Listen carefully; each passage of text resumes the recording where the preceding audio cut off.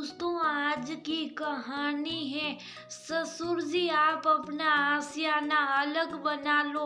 आपकी वजह से हमारा घर घर नहीं धर्मशाला लगता है। दोस्तों, कहानी शुरू करने से पहले अगर आपने चैनल को सब्सक्राइब नहीं किया हो तो कर लीजिए, ताकि आपके पास पहुंच सके हर नया वीडियो। बेटा रवि, कल मैं बैंक की तरफ गया था तो सोचा कुछ पैसे निकाल लेता हूँ। आए दिन तुम्हारी माँ की दवाई लानी होती है। कल बड़ा आशीर्वाद, जब मैंने अकाउंट चेक किया है तो उसमें बस कुछ 1000 रुपये ही थे। तुम एक बार बैंक वाले से बात करना, कुछ तो गड़बड़ी है। हर महीने पेंशन के पैसे आते हैं, मेरे फिक्स किए हुए पैसे का इंटरेस्ट भी उसमें जाता है, फिर इतने कम पैसे उसमें कैसे हो सकते हैं। तुम्हारे कहने पर मैंने अपने साथ तुम्हारा नाम भी जोड़ दिया था। हम दोनों के अलावा तो कोई और पैसे निकाल ही नहीं सकता, फिर ये गड़बड़ी कैसे हो सकती है। एक बार तुम बैंक वालों से मिलकर आना, क्योंकि अब इन बूढ़ी हड्डियों में अब इतनी ताकत नहीं कि बार बार बैंक के चक्कर लगा सके। राम सेवक जी अपने बेटे रवि से कहते हैं। एक पल्ली को रवि सहम गया, फिर खुद को संभालते हुए बोला, पापा आप क्या करना चाहते हैं? आपने ज्वाइंट अकाउंट मेरा नाम देकर कोई गलती कर दी है क्या? लगता है आपको कि मैं आपके पैसे निकाल रहा हूँ और आपको पैसों की जरूरत क्या है? माँ की दवाई तो एक बहाना है, ज्यादा पैसे आपके पास रहेंगे तो हो ना हो आप अपने दोस्तों को बांटते फिरेंगे, क्योंकि एक उम्र हो जाने के बाद बुढ़ापे में पैसे का महत्व रखना लोग भूल जाते हैं। अभी मुझे देर हो रही है, बाद में आकर आपकी बातें सुनता हूँ। इतना कहकर रवि वहाँ से चला गया। राम सेवक जी की पत्नी बीना जी बोली, क्या बात है ये सुबह सुबह रवि, आप पर क्यों बरस रहा है? वह बोले, बीना तुम बिस्तर से क्यों उठी? कल रात भी तुम्हें बुखार था, तुम आराम करो, मौसम बदल रहा है तो कभी कभी बच्चों के मिजाज भी बदल जाते हैं। बीना जी बोली, आप तो ऐसे करे जैसे मैं नई नई माँ बनी हूँ। हमने भी जीवन के उतार चढ़ाव देखे, पर कभी भी अपनी परेशानियों की तपन बच्चों पर नहीं आने दी। फिर ये बच्चे माँ बाप का क्या हुआ क्यों भूल जाते हैं? राम सेवक जी बोले, बिना पहले और अब में बहुत फर्क है। पहले जमाने में माँ बाप के संघर्षों को हम देखते थे और उनमें सीख लेते थे। आजकल बच्चे सोचते हैं कि माँ बाप ने अगर फर्ज निभाया तो कौन सा बड़ा काम किया। छोड़ो इन बातों को, सोचकर हम कितना दुखी होंगे। शायद हमारे नसीब में ये सब सुनना और देखना भी अभी बाकी था। तभी उधर से उनकी बहू रेखा आई और बोली, पापा जी आजकल के बुजुर्गों की यही प्रॉब्लम है, जितना बच्चे करते हैं उतना ही उन्हें सताते हैं। सोचिए, अगर आपके बेटे ने पैसे निकाल भी लिए तो क्या जरूरी था आपको सवाल करना? क्या वो अपने पैसे आप पर खर्च नहीं करते? अगर इतनी ही तकलीफ है तो अपने पैसे लेकर कहीं और क्यों नहीं अपना आशियाना बना लेते हैं। एक तो आप लोगों की वजह से हमारा घर घर नहीं धर्मशाला लगता है, चारों तरफ से दवाइयों की बदबू आती है। एहसान मानने की जगह अपने बेटे की चुगली कर रहे हैं। बीना जी कांपती हुई आवाज में बोली, बहू तुम तो ऐसे कर रही हो जैसे रवि को पाल पोस कर और इस काबिल हमने नहीं तुमने बनाया है। हम उसके माँ बाप है, उस पर हमारा इतना भी अधिकार नहीं कि हम उसे कुछ कर सके। खून पसीने से हमने ये परिवार बसाया और तुमने एक पल में हमें पराया कर दिया। जब हम जीवन के आखिरी पड़ाव पर पहुंचे हैं तब तुम कहती हो हम अपना अलग आशियाना बना ले। सुन रहे हैं आप? जब यही सब सुनना बाकी था दोनों दुखी मन से अपने कमरे में चले गए। बीना जी की तबीयत ठीक नहीं रहती थी। घुटने के दर्द से वह हमेशा परेशान रहती थी। इस कारण ज्यादातर वह घर में ही रहती थी। रवि को कई बार कहा पर वह कहता बूढ़ी हड्डी है, दवाई काम नहीं करेगी तो घरेलू उपचार से ही काम चलाओ। राम सेवक जी कभी कभार अपने हम उम्र लोगों से भी मिलते थे। जब सबकी व्यथा वह सुनते थे तो उन्हें लगता था कि उनका दर्द थोड़ा कम है और घर आकर पत्नी को समझाते थे। एक रात राम सेवक जी बीना जी के लिए कुछ दवाई लेकर आ रहे थे तो उन्होंने देखा सड़क के किनारे पर बेस पर कोई वृद्ध व्यक्ति बैठा रो रहा था। राम सेवक जी पास जाकर देखे तो उन्हें बड़ा आश्चर्य हुआ। ये तो कैलाश बाबू थे जो बंगल वाली सोसाइटी में रहते थे। वह जाकर उनसे पूछे, कैलाश बाबू ठंडी का मौसम में इतनी रात गए आप सड़क के किनारे क्यों बैठे हैं, क्या बात हो गई? कैलाश बाबू बच्चों की तरह फूट फूट कर रोने लगे और बोले, अभी 4 महीने पहले रिटायर होने के बाद पैसा संपत्ति बेटे के नाम कर दिया। 4 महीने नहीं हुए, आज उसने हाथ पकड़कर घर से निकाल दिया और बोला अपने रहने और खाने का इंतजाम खुद कर लो क्योंकि मैं उसके लिए बोझ बन गया हूँ। अब बताइए मैं कहाँ जाऊँ?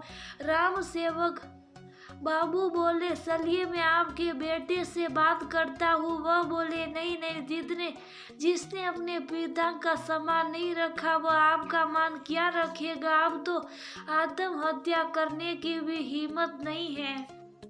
इतना कहकर वो रोने लगे। राम सेवक जी को कुछ नहीं सूझा तो वह कैलाश बाबू का हाथ पकड़कर अपने घर ले गए। बहू ने कहा, आपको रख कर एहसान कर रहे और आप हमारे घर को धर्मशाला बना रहे। अगर इनकी इतनी ही चिंता है तो आप भी यहाँ से निकल जाइए। बेटा कमरे से सब सुनता रहा, उसने एक शब्द नहीं कहा। निराश राम सेवक बाबू कैलाश बाबू से हाथ जोड़कर माफी मांगते हुए घर के अंदर आ गए। अगले दिन एक बुरी खबर मिली। ठंड के मारे कैलाश बाबू की सड़क के किनारे वाले पार्क में मृत्यु हो गई। उस रोज राम सेवक बाबू सोचे काश में थोड़ा मजबूत होता और उनकी मदद कर पाता तो आज उनकी ऐसे मृत्यु नहीं होती। न जाने उस रोज राम सेवक बाबू को कहां से इतनी हिम्मत आई। पत्नी को बोले, किसी जरूरी काम से जा रहा हूँ, आते आते शाम हो जाएगी, तुम चिंता मत करना, आता हूँ फिर सारी बात बताता हूँ। इतना कहकर और कुछ जरूरी कागजात लेकर वह घर से निकल गए। राम सेवक बाबू पहले बैंक जाकर सारी जांच पड़ताल की तो पता चला कि रवि ने ही उनके पैसे निकाले थे। उन्होंने उस अकाउंट को कैंसिल करवाया और बस अपनी पत्नी का नाम रखा। फिर अपने जितने भी पैसे फिक्स हुए थे उसकी जानकारी समेटी और बैंक में अपने घर के कागज देकर लोन की एप्लीकेशन दी और अपने पुराने वकील मित्र के पास गए। कुछ समय लगा, एक दस्तावेज तैयार करवाया कि उनकी सारी संपत्ति पर उनके बेटे का कोई अधिकार नहीं होगा। ये बात राम सेवक जी और उनके वकील मित्र के बीच ही रही। कुछ वक्त बाद बैंक से उनका लोन